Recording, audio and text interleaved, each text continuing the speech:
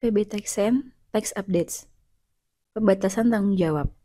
Informasi berikut ini hanya bertujuan sebagai bahan referensi dan tidak digunakan untuk pengambilan keputusan tanpa berkonsultasi dengan pihak profesional pajak yang tepat. Poin perubahan dalam Per 11 PJ 2025. Pemerintah telah menerbitkan Peraturan Direktur Jenderal Pajak Nomor Per 11 Tahun 2025 tentang ketentuan pelaporan pajak penghasilan atau PPh, pajak pertambahan nilai atau PPN, pajak penjualan atas barang mewah atau PPNBM, dan bea materai dalam rangka pelaksanaan sistem inti administrasi perpajakan yang mulai berlaku sejak 22 Mei 2025. Per 11 tahun 2025 ini diterbitkan dalam rangka menyesuaikan aspek administratif terkait pelaporan PPh, PPN, PPNBM, dan bea materai sehubungan dengan berlakunya sistem Cortex. Berikut beberapa poin perubahan yang diatur dalam Per 11 tahun 2025, antara lain: 1. Pembuatan bukti pemotongan PPh pasal 21 atau 26.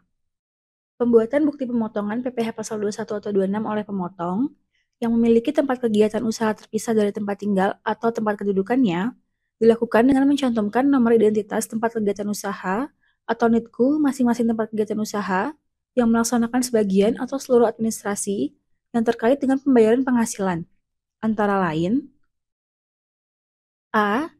Tempat penerima penghasilan melaksanakan kegiatan. B. Tempat status kepegawaian terdaftar. Atau C. Tempat kontrak ditandatangani. Bukti pemotongan PPh pasal 21 atau 26 tetap dibuat dalam hal terdapat pembayaran penghasilan, meskipun tidak terdapat PPh pasal 21 atau 26 yang terutang karena penghasilan tidak melebihi PTKP, dikenakan tarif 0%, terdapat SKB, PPh ditanggung pemerintah, maupun tidak terdapat hak pemajakan di Indonesia berdasarkan ketentuan P3B. 2. Pemotong atau pemungut PPh atas sewa. Terdapat perluasan cakupan wajib pajak dalam negeri orang pribadi yang ditunjuk sebagai pemotong PPh pasal 23 atas sewa dan atau PPh pasal 4 ayat 2 atas sewa tanah atau bangunan yang meliputi: A. Orang pribadi yang melakukan pekerjaan bebas, dan atau B. Orang pribadi yang menjalankan usaha yang menyelenggarakan pembukuan. 3. Pembuatan bukti pemotongan dan atau pemungutan PPh unifikasi.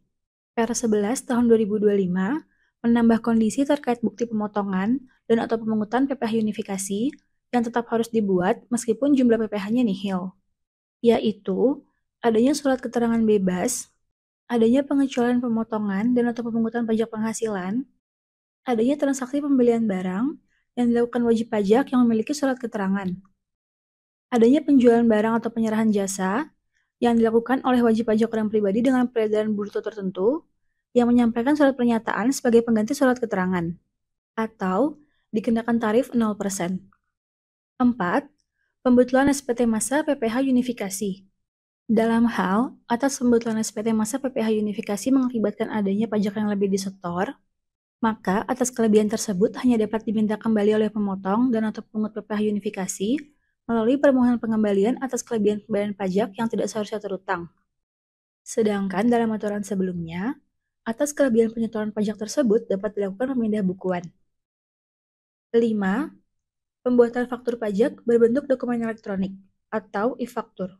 PKP dapat membuat e-faktur sepanjang memiliki sertifikat elektronik atau kode otorisasi dan akses pembuatan faktur pajak. Yang berbeda dengan aturan sebelumnya, yang mewajibkan PKP memiliki nomor seri faktur pajak atau NSFP dalam hal pembuatan e-faktur. NSFP diberikan secara otomatis pada saat e-faktur diunggah ke Direktorat Jenderal Pajak atau DJP menggunakan modul e-faktur dan memperoleh persetujuan dari DJP sejak berlakunya per 11 tahun 2025.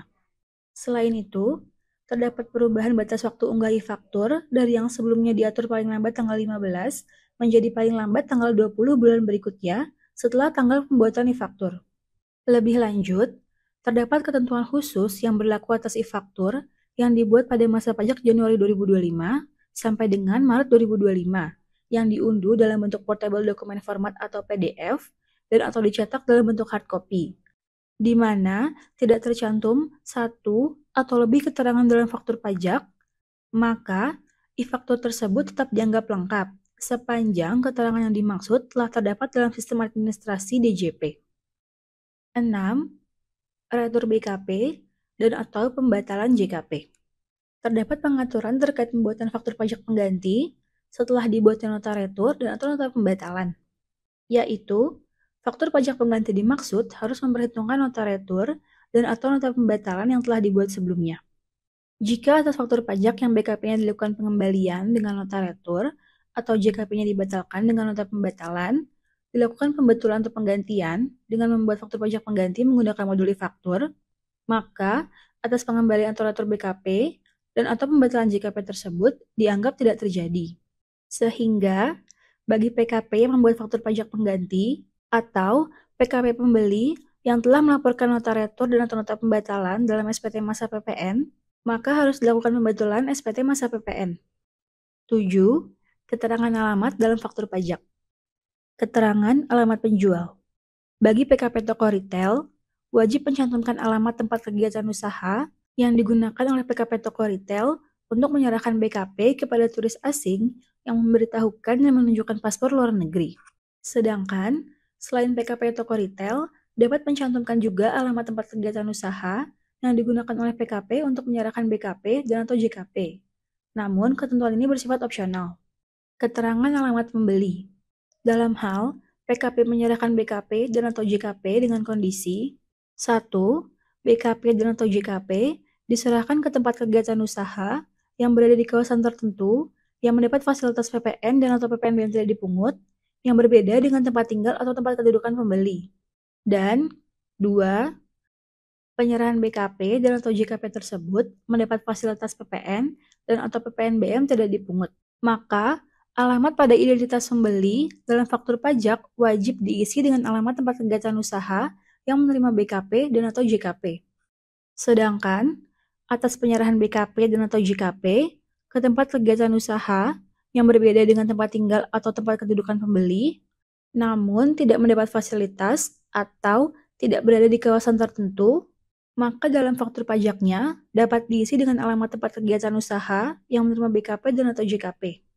Namun ketentuan ini bersifat opsional. 8. Pembetulan SPT masa PPN dengan status lebih bayar. Apabila PKP melakukan pembetulan SPT masa PPN yang semula dilaporkan dengan status lebih bayar kompensasi, yang menyebabkan nilai lebih bayar menjadi lebih kecil atau nihil, maka akan terdapat kurang bayar pada SPT masa PPN dengan status pembetulan, dan PKP wajib menyetorkan kurang bayar PPN tersebut. Melalui pengaturan Per 11 tahun 2025, tidak terdapat pilihan untuk mengganti SPT sebelumnya jika PKP telah memilih kompensasi lebih bayar tersebut ke masa pajak lainnya. Sehingga, PKP wajib menyetorkan kurang bayar PPN yang timbul atas pembetulan SPT masa PPN tersebut. Akan tetapi, jika SPT masa PPN yang akan dibetulkan semula dilaporkan dengan status lebih bayar restitusi, maka PKP dapat menggunakan fitur ganti SPT sebelumnya untuk melaporkan pembetulan SPT masa PPN yang menyebabkan nilai lebih bayar menjadi lebih kecil tanpa menimbulkan kurang bayar PPN. 9. Angsuran PPh Pasal 25. WP Bank, WP Masuk Bursa, serta WP lainnya yang melaksanakan kegiatan di sektor perasuransian, dana pensiun, lembaga pembiayaan, dan lembaga jasa keuangan lainnya harus menyampaikan laporan penghitungan angsuran PPh Pasal 25 berbentuk dokumen elektronik dan disampaikan melalui portal wajib pajak paling lama 20 hari setelah berakhirnya A. Periode pelaporan bulanan bagi bank, B. Periode pelaporan tribulanan bagi WP lainnya dan WP masuk bursa selain bank, atau C. Periode pelaporan tahunan tahun pajak sebelumnya bagi WP BUMN dan WP BUMD. 10. Perubahan SPT tahunan. Terdapat beberapa perubahan terkait SPT tahunan PPh WP orang pribadi maupun WP badan, antara lain perubahan tata cara pengisian SPT menjadi dimulai dari pengisian induk SPT, kemudian lampiran SPT, berdasarkan jawaban WP di induk SPT. Perubahan bentuk formulir SPT tahunan PPh WP orang pribadi menjadi hanya satu jenis formulir, di mana sebelumnya terdapat 3 jenis formulir, yaitu 1770, 1770S, dan 1770SS. Perubahan informasi yang perlu dilengkapi Dalam SPT tahunan, PPh-PP orang pribadi menjadi lebih detail, seperti formulir harta pada akhir tahun yang perlu dilengkapi dengan informasi nomor akun rekening bank, beserta nama pemilik rekening, lokasi harta, nomor polisi atau registrasi kendaraan, ukuran dan nomor sertifikat harta tak bergerak, nilai harta saat ini, dan seterusnya. Perubahan formulir SPT tahunan PPh-PP Badan, seperti formulir laporan keuangan dengan penambahan 4 jenis sektor usaha, yaitu jasa, properti, infrastruktur, dan sekuritas. Formulir rekonsiliasi laporan keuangan menjadi lebih detail, dan seterusnya. Terima kasih sudah mendengarkan PB Tax and Tax Updates.